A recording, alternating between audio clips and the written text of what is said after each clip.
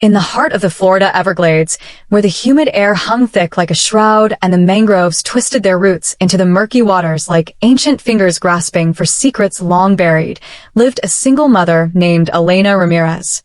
She was 32, with sun-kissed skin from years of outdoor labor, dark hair that cascaded in wild waves down her back, and eyes that held the weary determination of someone who had fought tooth and nail for every scrap of stability in her life. Elena had come to the Everglades not by choice but by necessity, after her husband's abrupt departure 5 years prior. Leaving her with a toddler and a mountain of debts, she had taken a job as a tour guide for one of the local airboat companies. It wasn't glamorous work, navigating the swampy channels, pointing out alligators sunning themselves on logs, and reciting facts about the delicate ecosystem to wide-eyed tourists, but it paid the bills, just barely. Her son, Mateo, was now 7. A bright-eyed boy with an insatiable curiosity about the wildlife that surrounded their modest trailer home on the edge of the national park. Elena's days were a blur of early mornings, packing lunches, dropping Mateo at school, and then heading out into the wilderness, where the line between beauty and danger blurred like the horizon at dusk. She loved the Everglades in her own way. It was a place of raw, untamed life, where birdsong competed with the distant roar of gators and the water hyacinths bloomed in vibrant purple against the green expanse. But beneath that affection lurked a quiet fear. The swamp was unforgiving, a labyrinth of channels and sawgrass that could swallow a person whole if they weren't careful. Elena knew the stories.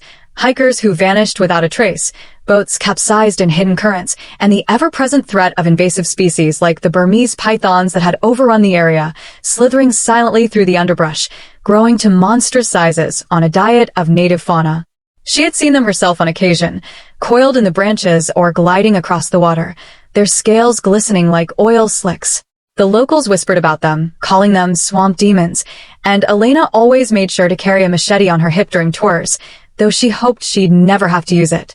One fateful afternoon in late summer, with a sky heavy with the promise of rain, Elena set out on what should have been a routine solo scouting trip. The airboat company had asked her to check a remote section of the Glades for potential new tour routes, areas where the water levels had risen after recent storms, creating new pathways through the mangroves. Mateo was at a neighbor's house, safe and sound, playing with their dog while Elena promised to be back before dinner. She kissed his forehead, ruffled his hair, and whispered, "Te quiero, mi amor," before revving the airboat's engine and disappearing into the haze. The Everglades welcomed her with its usual symphony, the buzz of insects, the splash of fish jumping, and the occasional cry of a heron piercing the stillness. Elena navigated with practiced ease, her hands steady on the controls, her eyes scanning for landmarks, a twisted cypress here, a cluster of air plants there. But as the hours ticked by, the weather turned. Dark clouds rolled in faster than expected, unleashing a torrent of rain that turned the waterways into churning rivers. Visibility dropped to near zero, and Elena's airboat hit a submerged log, jolting her forward and damaging the propeller. Panic set in slowly, like the rising water around her ankles. She radioed for help, but the storm interfered with the signal, her calls dissolving into static. Stranded, she had no choice but to abandon the boat and wade toward what she hoped was higher ground, her machete in hand, slashing at the thick vegetation that clawed at her clothes. The mud sucked at her boots, each step a battle, and the rain pounded relentlessly, turning the world into a watery blur. Hours passed, or maybe it was minutes. Time lost meaning in the deluge. Elena thought of Mateo, his laughter, his small hands clutching her leg when he was scared. She pushed on, driven by that image, but the Everglades had other plans. In the dim light filtering through the canopy, she spotted movement, a massive shadow uncoiling from the roots of a mangrove. It was a python, easily 18 feet long, its body as thick as her thigh, eyes like cold beads fixed on her. Elena froze, heart hammering. She knew better than to run. Pythons were ambush predators, striking with lightning speed. Backing away slowly, she gripped her machete tighter, but the snake lunged, its jaws unhinging in a blur of fangs and muscle. She swung wildly, connecting with its side, but it was too late. The coils wrapped around her legs, pulling her down into the muck. The struggle was fierce. Elena fought with every ounce of strength, screaming into the storm, but the python's grip tightened, squeezing the air from her lungs. Darkness crept in at the edges of her vision. Mateo's face, the last thing she saw before the world went black. In the days that followed, search parties combed the Everglades, helicopters buzzing overhead, volunteers wading through the swamps with dogs and drones. Elena's disappearance made local headlines. Single mom vanishes in storm-ravaged Everglades. Mateo stayed with his aunt, crying himself to sleep each night, clutching his mother's favorite scarf. The community rallied, holding vigils and fundraisers, but as weeks turned to months, hope faded. The official search was called off after 3 weeks, citing the impossible terrain and lack of leads. Rumors swirled. Some said she had run away, overwhelmed by the pressures of single parenthood. Others whispered of foul play, perhaps a disgruntled ex or a poacher. But the truth lay hidden in the depths of the swamp, where the python, sated from its meal, slithered away to digest in peace. Life in the Everglades continued its relentless cycle. Tourists came and went, alligators basked, and the pythons multiplied, their invasive presence a growing ecological nightmare. Elena's trailer sat empty, weeds overtaking the yard, a forlorn reminder of what was lost. Mateo grew quieter, his curiosity dimmed, spending hours staring at maps of the glades, tracing possible paths his mother might have taken. His aunt tried to shield him from the harsher theories, but the boy overheard whispers at school, kids teasing him about the swamp monster that ate his mom. It hardened him, planting seeds of resolve that would one day bloom into action. Meanwhile, deep in the mangroves, the python grew even larger, its body distended with the slow process of digestion. Bones and remnants that couldn't be broken down formed a strange bulge in its midsection, a macabre trophy of its conquest. The snake avoided open areas, lurking in the shadows, evading the python hunters who patrolled the park in an effort to control the population.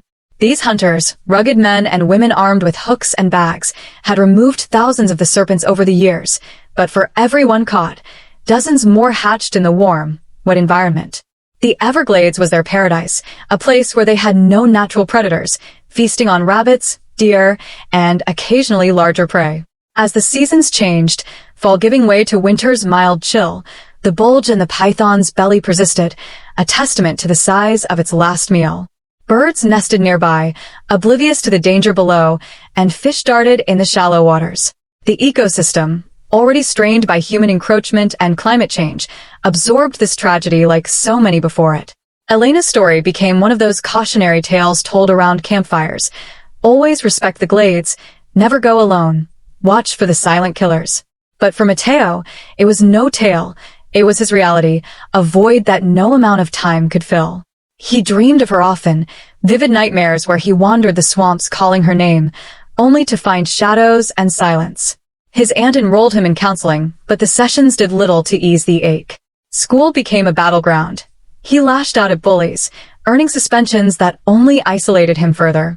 Yet, in quiet moments, he pored over books about reptiles, learning everything he could about Burmese pythons, their habits, their weaknesses, their role in the invasion that had turned the Everglades into a battleground. He vowed silently to one day join the hunters, to rid the swamp of the beasts that had stolen his mother. As spring approached, bringing with it bursts of color from blooming orchids and the return of migratory birds, the python stirred from its torpor. The bulge had shifted, partially digested, but still prominent, a lump that hindered its movement slightly. It ventured closer to human trails, drawn by the scent of easy prey, stray dogs or unattended livestock. Park rangers noted an uptick in sightings, issuing warnings to hikers and boaters.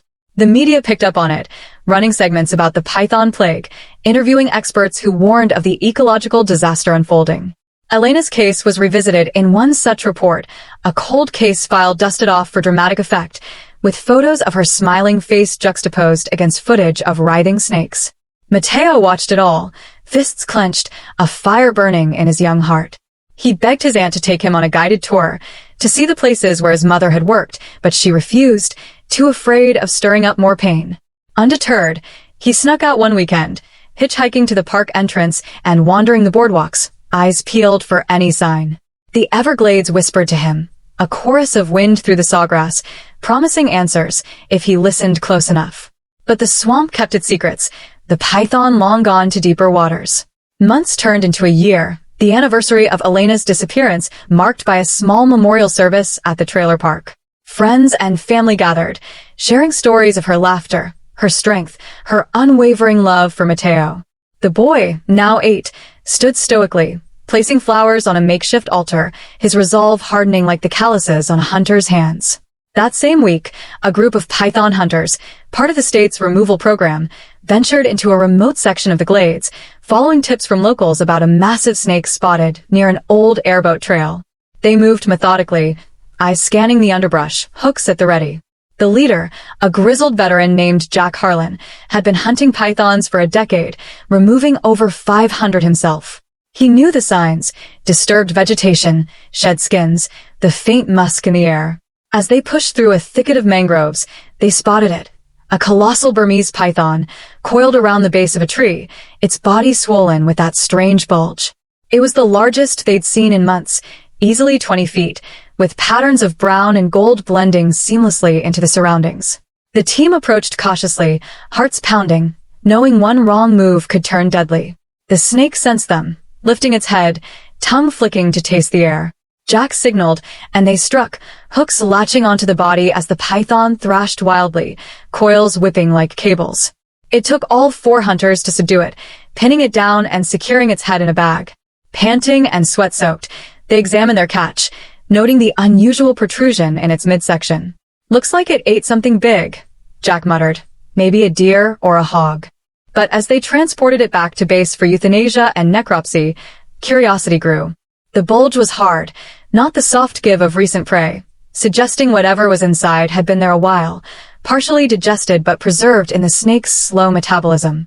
Word spread quickly through the ranger station, and soon the media was involved, sensing a story. "Monster python captured in Everglades. What's inside its belly?" the headline screamed. Mateo saw the report on TV, his aunt trying to change the channel, but he insisted, eyes wide with a mix of horror and hope. Could it be? The thought was too gruesome, too surreal, but the location matched, the area where his mother had vanished. He pleaded with his aunt to call the authorities, to demand they check. Reluctantly, she did, and the wheels of investigation turned once more. At the lab, veterinarians and biologists gathered for the necropsy, cameras rolling for documentation. They slit the python open carefully, the stench of decay filling the room. Amid the slurry of digested matter, they found bones, human bones, fragmented but identifiable. A skull, ribs, a femur with remnants of clothing fabric clinging to it. Gasps echoed as they unearthed a necklace, a simple silver chain with a cross pendant, engraved with ER. Elena's initials. Dental records confirmed it the next day. The remains were those of Elena Ramirez. The news hit like a thunderclap, reopening wounds that had barely scabbed over. Mateo collapsed when told, sobbing in his aunt's arms, the finality crushing yet oddly relieving. The not knowing had been worse. The story exploded nationally. Single mom's fate revealed in python's belly after year-long mystery.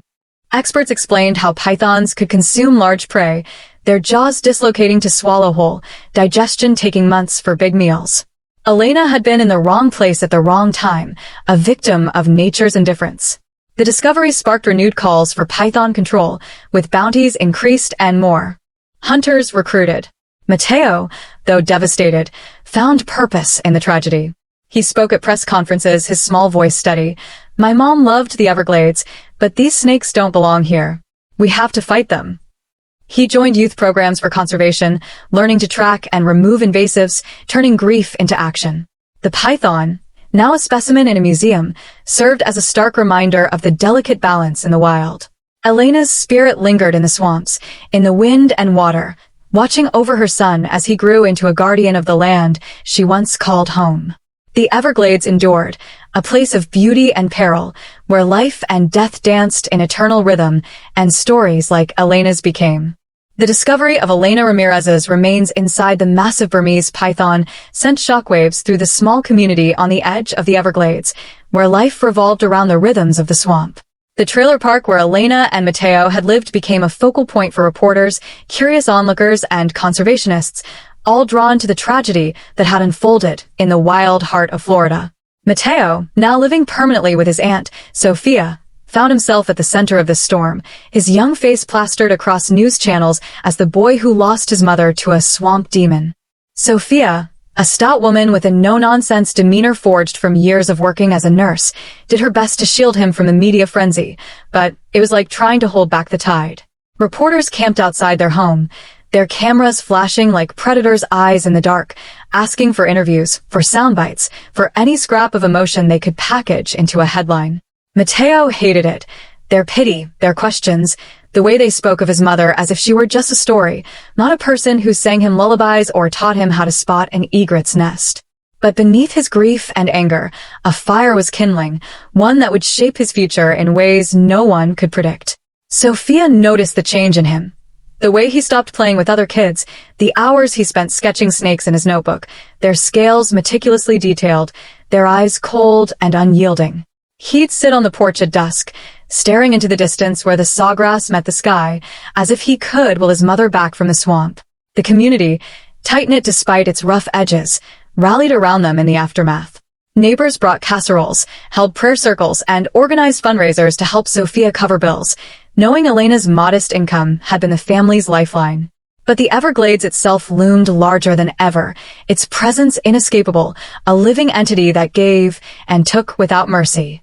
The python hunters, emboldened by the high-profile capture, intensified their efforts, scouring the wetlands with renewed vigor.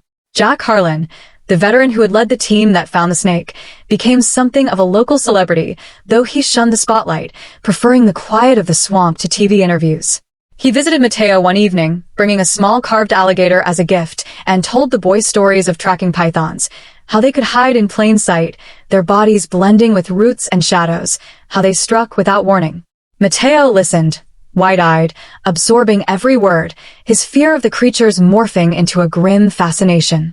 "They're not evil," Jack said, his voice rough as gravel. "They're just doing what they're built for. Problem is, they don't belong here." Those words stuck with Mateo, planting a seed that the real enemy wasn't just the snakes, but the imbalance they represented, a disruption humans had caused by bringing them to this alien land. Meanwhile, the Everglades continued its slow churn, indifferent to the human drama unfolding on its edges.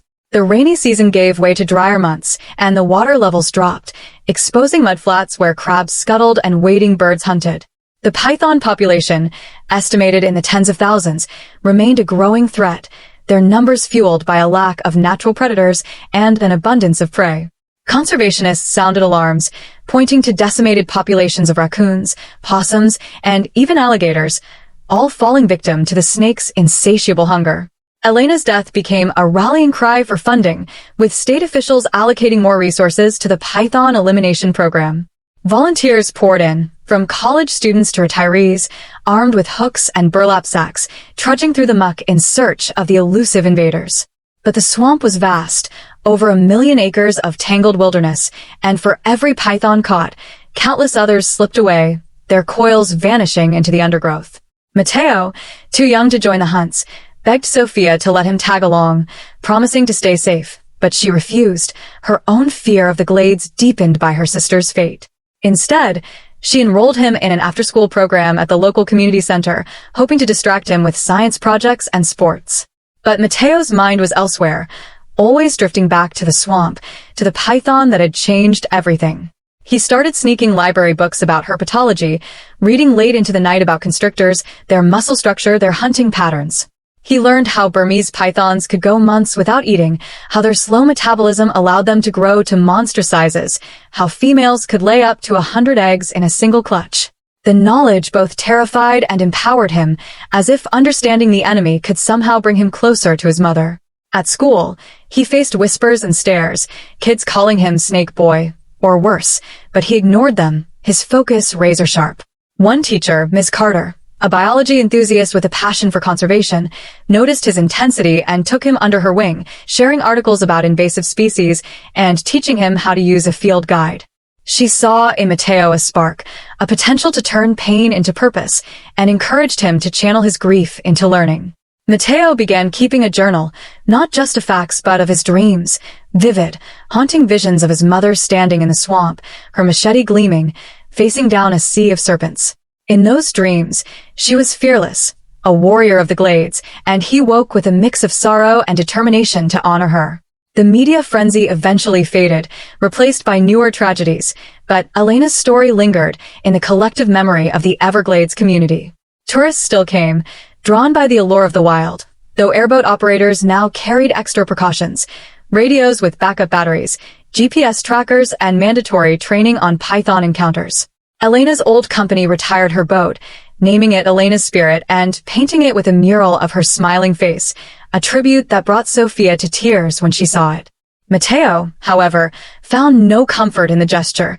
It was a reminder of what he'd lost, not a celebration of what she'd been. He started visiting the swamp's edge on his own, against Sophia's wishes, standing at the boardwalk's end and tossing pebbles into the water, whispering promises to his mother. "I'll make it right, Mama," he'd say, his voice barely audible over the hum of insects. The Everglades listened, its winds carrying his words into the vastness, where they mingled with the calls of herons and the rustle of sawgrass. The python that had taken Elena was gone, its remains dissected and studied, but its kin thrived, hidden in the shadows of cypress domes and mangrove tunnels. Researchers at the university analyzing the snake's stomach contents found traces of other prey, deer, rabbits, even a small alligator, confirming its status as an apex predator. The discovery fueled debates about the future of the Everglades, with some advocating for extreme measures like introducing mongoose or other predators to control the pythons, though experts warned of further ecological chaos. Matteo overheard these debates on the radio, his young mind grappling with the complexity of it all. He began writing letters to local papers, his handwriting neat but urgent, calling for more action, more hunters, more education about the snakes. "My mom didn't have to die," he wrote in one, published in the Miami Herald, sparking a flood of responses from readers moved by his courage. Sophia, torn between pride and worry, framed the clipping but begged him to slow down, to be a kid for a little longer. But Matteo couldn't stop. The swamp had taken too much, and he felt its pull, a call to fight back. As the second anniversary of Elena's disappearance approached, the community planned another memorial, this time with a focus on conservation. Matteo insisted on speaking, despite Sophia's hesitation, and worked with Ms. Carter to prepare a presentation about invasive species, complete with slides showing the python's impact on native wildlife. He practiced in front of the mirror, his voice steadying with each rehearsal, channeling his mother's strength. The event drew a crowd, locals, rangers, even a few python hunters, including Jack Harlan, who nodded approvingly as Matteo spoke. "We can't bring my mom back," he said, his eyes scanning the faces before him. "But we can protect this place she loved.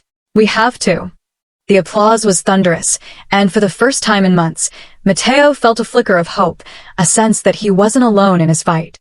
The Everglades, vast and untamed, stretched out beyond the gathering, its waters reflecting the setting sun, hiding its secrets in plain sight. Matteo knew the battle was far from over, but he was ready to carry his mother's legacy forward, one step, one snake, one truth at a time. Years passed like the slow flow of the Everglades waters, carving new paths through the landscape of Matteo Ramirez's life. Now a teenager at 15, Matteo had grown tall and lean, his once boyish features sharpened by the sun and the relentless pursuit of purpose that had defined him since his mother's tragic end. Living with Aunt Sophia in the same trailer park, though now with a fresh coat of paint and a small garden where Elena's favorite hibiscus bloomed in defiant red, Matteo balanced school with volunteer work at the national park. He had become a fixture among the python hunters, starting as a spotter when he was 12, too young for the dangerous captures but old enough to learn the signs. The drag marks in the mud, the shed skins papery and translucent, the eerie silence where birds should sing, signaling a predator nearby. Jack Harlan, now retired but still mentoring from the sidelines, had taken Matteo under his wing, teaching him the art of the hunt, how to move quietly through the sawgrass, how to use thermal cameras at night when the snake's cold blood stood out against the warm ground, how to humanely euthanize a captured python with a captive bolt gun. "It's not about revenge, kid," Jack would say, his voice gravelly from years of swamp air. "It's about balance. Your mom wouldn't want you out here hating. She'd want you protecting." Matteo nodded, but deep down, the hate simmered, a fuel that drove him harder than any lecture. He had joined the Florida Python Challenge, an annual event where amateurs and pros competed to remove as many snakes as possible, winning his age group's prize 2 years running with captures that impressed even the veterans. The media revisited his story periodically, dubbing him the Snake Slayer's son, a title he despised for its sensationalism but tolerated for the awareness it brought. Sophia worried constantly, her nursing shifts leaving her exhausted, but she saw the fire in his eyes and knew smothering it would only make it burn wilder. She made him promise to always hunt in pairs, to carry a satellite phone, to come home before dark. Mateo agreed, but the Everglades called to him like a siren's song, its vastness a place where he felt closest to Elena, imagining her spirit in the rustle of leaves or the glide of an egret overhead. The ecosystem itself had evolved in those years, strained further by climate change, rising sea levels pushing saltwater into freshwater marshes, altering habitats and making the pythons even more adaptable. Researchers documented pythons swimming miles offshore, their bodies buoyant in the brackish waters, preying on seabirds and even dolphins in rare cases. The native wildlife suffered. Marsh rabbits nearly extinct in some areas, bobcats and panthers competing for dwindling prey, alligators occasionally falling victim to the largest serpents in brutal underwater battles. Mateo attended seminars at the university, soaking up data from biologists who mapped pythons spread using radio collars and citizen science apps. He contributed his own sightings, becoming a junior researcher of sorts, his fieldwork earning him college credits through a special program. At school, he excelled in biology and environmental science, his essays on invasive species winning awards, but socially he remained aloof, his peers viewing him as the weird swamp kid who smelled of mud and carried a snake hook in his backpack. He had a few friends, fellow misfits who joined him on weekend hikes, but romance eluded him. The girls at school whispered about his intensity, his scars from minor bites and scrapes, seeing danger where he saw duty. One girl, Lila, a transfer student with a passion for photography, broke through his shell, tagging along on hunts to document the pythons for a school project. She captured images of Mateo wrestling a 10-footer, his muscles straining, face set in determination, photos that went viral on social media and drew more volunteers to the cause. Lila's presence softened him, her laughter a reminder that life wasn't just about the fight, but Mateo kept his heart guarded, afraid the swamp would claim anyone he loved. As he delved deeper into the world of conservation, Mateo uncovered the origins of the python invasion.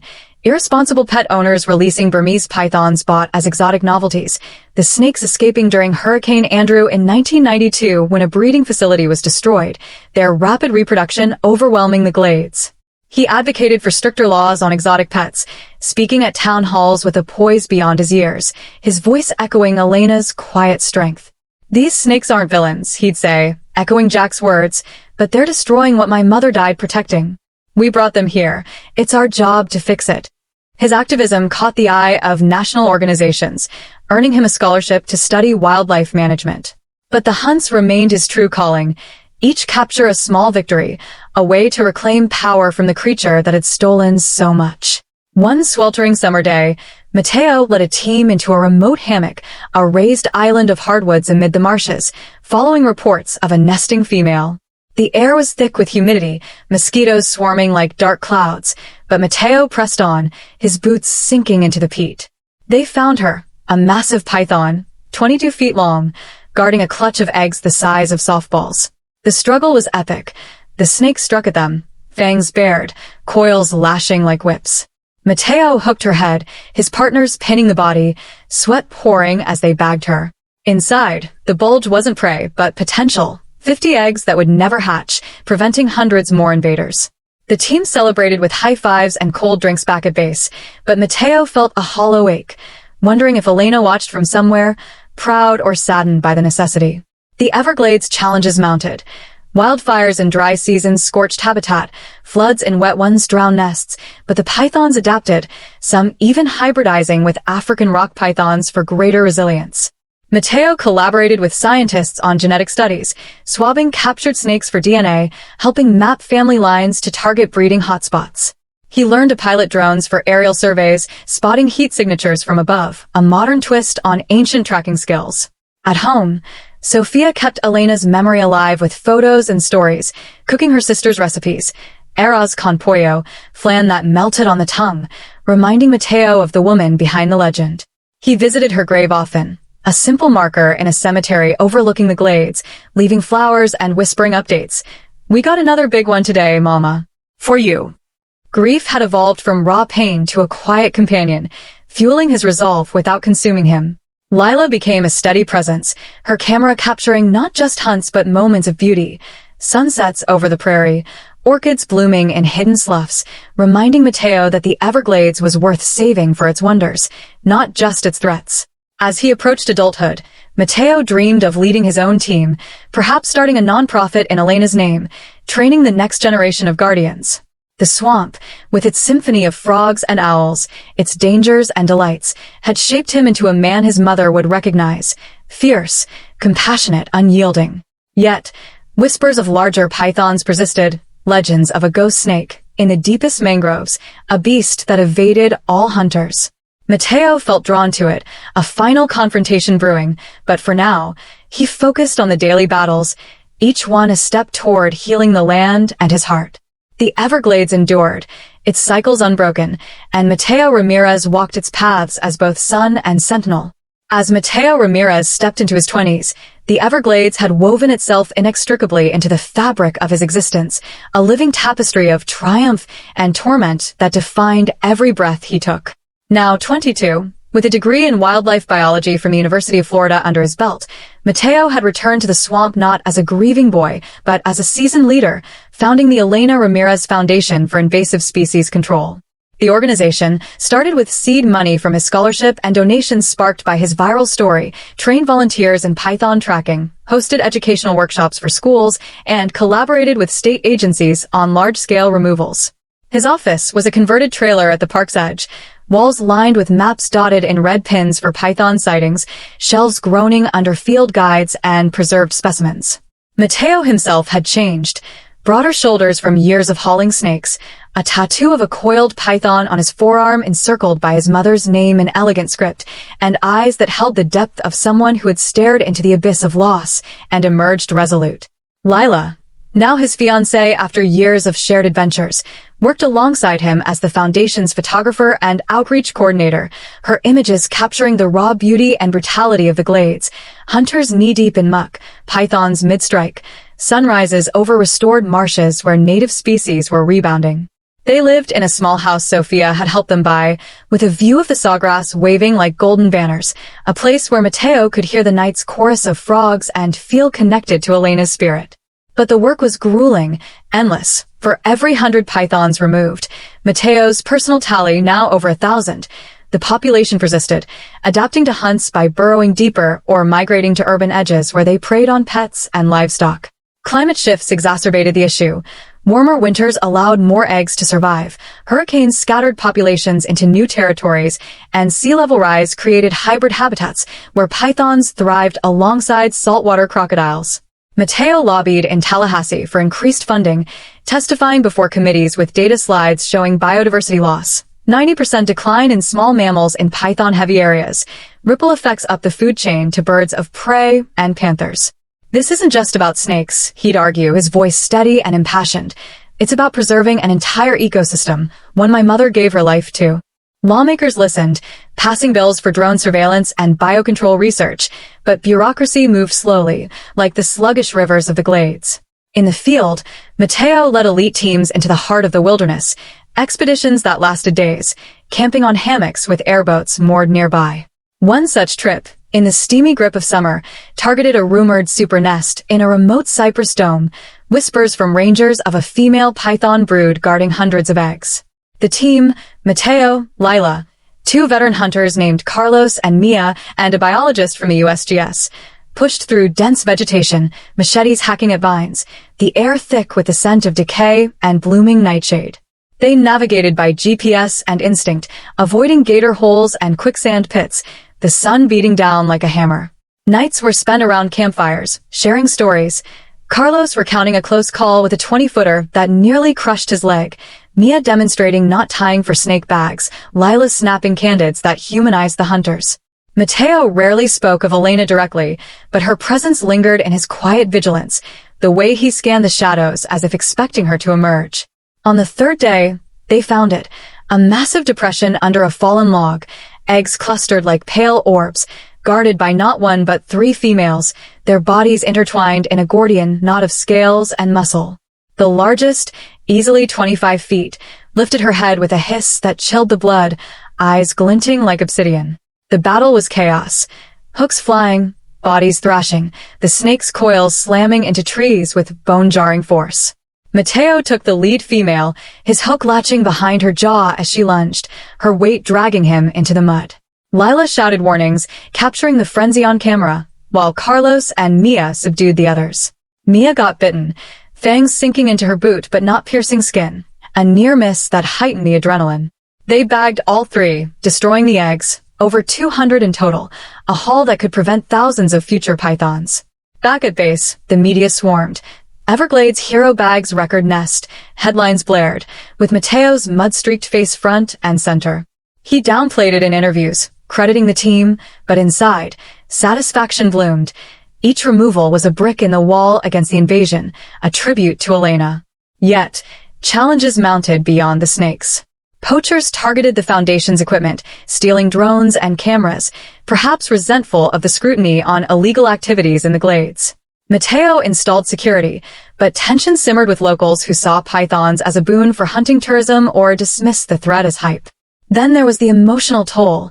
Nightmares still plagued him. Visions of Elena's final moments, the python's bulge a grotesque symbol in his dreams. Therapy helped, sessions where he unpacked the grief, learning to separate vengeance from stewardship.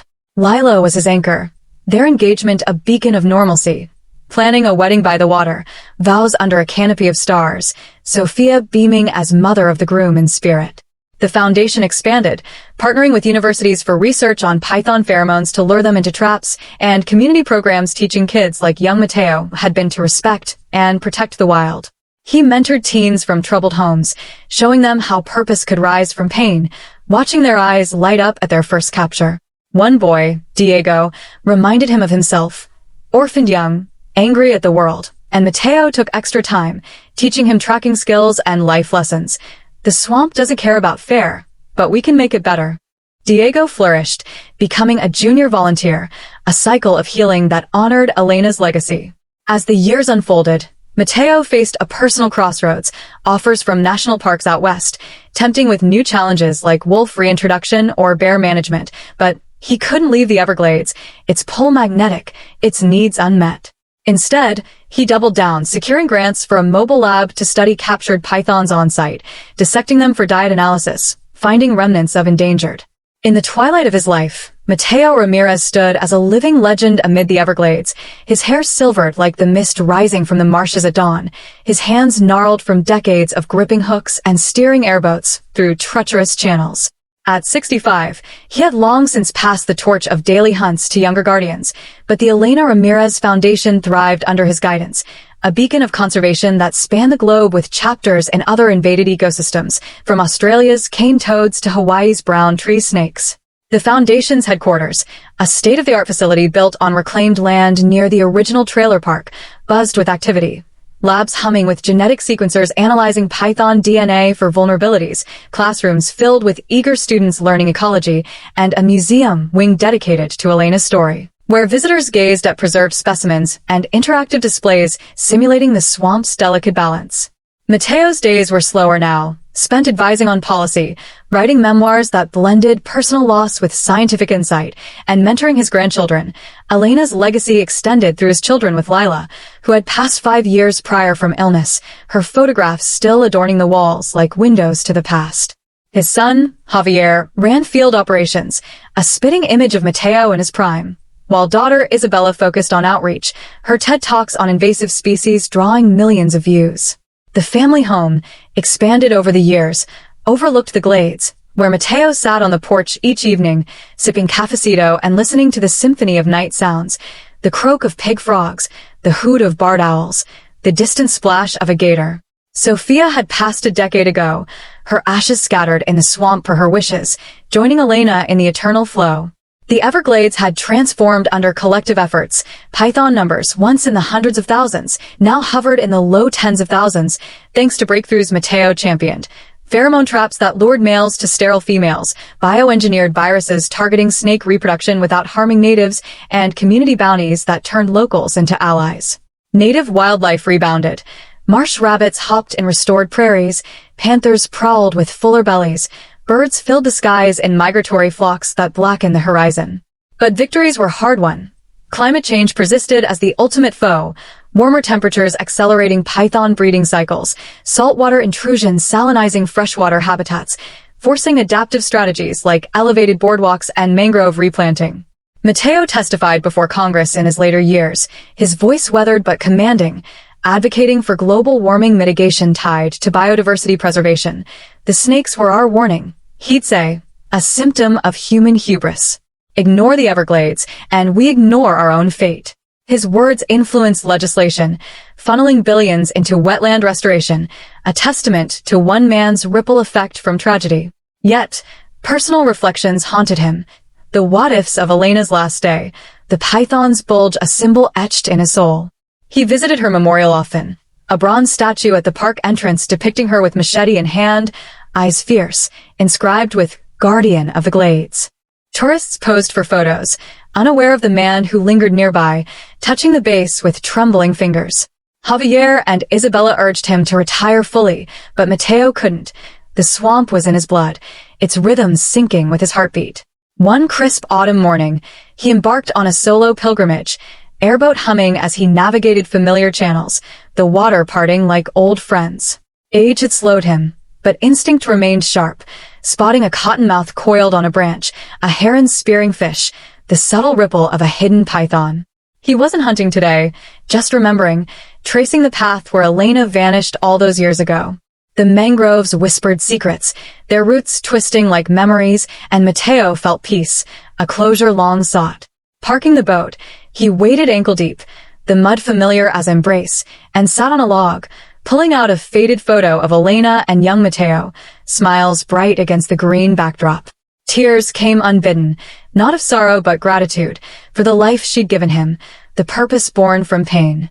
As the sun climbed, casting golden light through the canopy, he spotted movement, a small python, no more than 6 feet, slithering toward a bird's nest. Instinct kicked in. Mateo grabbed a stick, not to kill but to relocate, guiding it away gently. Go on. Find your place, he murmured, knowing eradication was impossible, management the key. The snake vanished into the underbrush, a reminder that balance was ongoing, not absolute. Returning home, Mateo gathered the family for dinner, sharing stories of the day, laughter mingling with lessons. Javier announced a new grant for AI-driven python detection. Isabella showed videos of school kids planting native grasses. The grandchildren listened wide-eyed, one asking, Abuelo, did you ever catch the ghost snake? Mateo smiled, recounting the tale with embellishments, turning myth into motivation. That night, in dreams, Elena appeared not as victim but victor, walking beside him in the swamp, her hand on his shoulder. You did good, mi hijo, she whispered, fading into the mist. Waking with dawn's light, Mateo felt renewed, ready for whatever the Glades brought next. His memoirs, published later that year, became a bestseller, Coils of Fate, A Life in the Everglades, weaving personal narrative with calls to action, inspiring a new wave of environmentalists. Awards followed, the Presidential Medal of Freedom, honorary doctorates, but Mateo cherished most the letters from readers, strangers touched by his story, vowing to protect their own wild places. As health declined, he spent more time teaching, virtual classes reaching global audiences, emphasizing empathy and conservation. Understand the invader to defeat it, but never forget the invaded. Family surrounded him in final days, the home filled with love, the swamp sounds a lullaby outside. Mateo's last wish, ashes scattered where Elena's were, reuniting in the waters that bound them. The funeral drew thousands, hunters, scientists, politicians, locals, a procession of airboats gliding through channels, songs echoing over the prairie. Javier spoke, voice breaking. Dad didn't just fight snakes, he fought for us all. The Everglades absorbed him, as it had Elena, its cycles continuing, floods and fires, births and deaths, a resilient web where human stories intertwined with nature's. The foundation endured, Isabella at the helm, innovating with gene drives and citizen science apps that turned smartphones into tracking tools. Pythons persisted, but controlled, their threat diminished by vigilance. Mateo's legacy lived in restored habitats, in species saved from brink, in the hearts of those he inspired. Children learned his name in schools, a hero not of capes but calluses, proving one life could shift tides. The Glades whispered his story in winds through sawgrass, a timeless tale of loss, love, and the unyielding quest for harmony in a wild world. As seasons turned, new guardians patrolled, hooks ready, eyes sharp, carrying forward the flame Mateo ignited from the ashes of tragedy. The single mom's vanishing, the python's bulge, had sparked a movement that echoed eternally, a bulge in the belly of history, birthing hope from horror. And so, the Everglades thrived, a testament to resilience, where every coil unraveled revealed not just danger, but the